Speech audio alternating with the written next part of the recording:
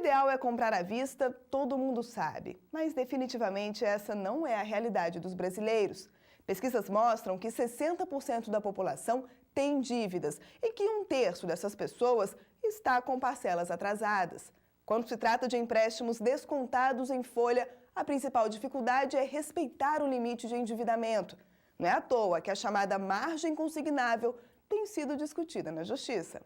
Aposentados e pensionistas, seu empréstimo libera para você. Empréstimo pessoal sempre vai ser.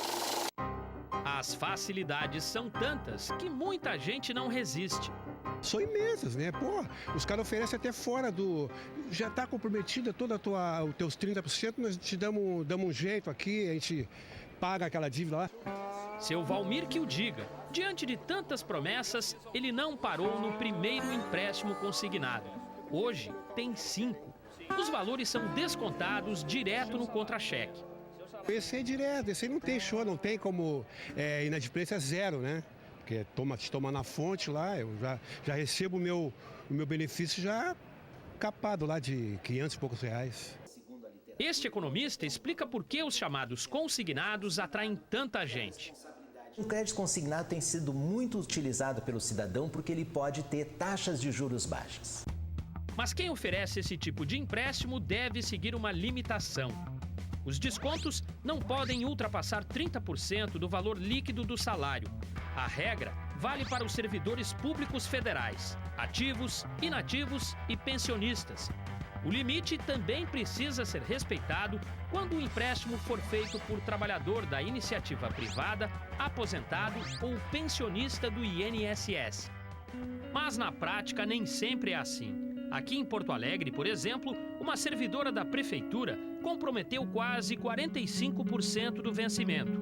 A funcionária que não quis gravar entrevista tem um salário bruto de R$ 4.300 mensais, mas só estava levando para casa R$ 1.766.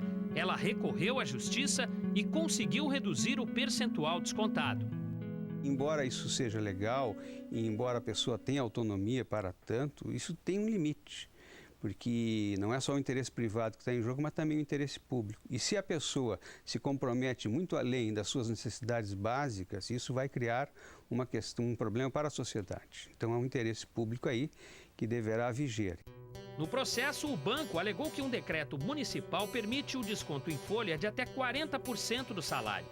Mas, para a Justiça, essa norma não tem validade.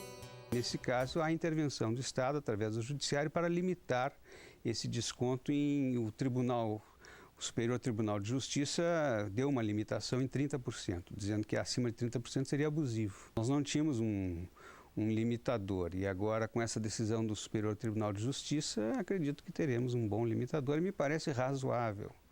Esse valor de 30% é bem razoável. Para este advogado especialista em direitos do consumidor, a lei maior do país deve prevalecer nessas situações. O consumidor e o fornecedor têm que respeitar o princípio máximo das normas legais, que é a nossa Constituição. Então, se tem uma lei que estabelece 30%, até 30%, o cidadão tem que respeitar. E o fornecedor, a instituição financeira, idem. O caso da servidora aqui de Porto Alegre ilustra bem o resultado de uma pesquisa feita pelo Serviço de Proteção ao Crédito. O levantamento revelou que 60% das famílias brasileiras têm dívidas, compromissos que não se restringem aos empréstimos consignados.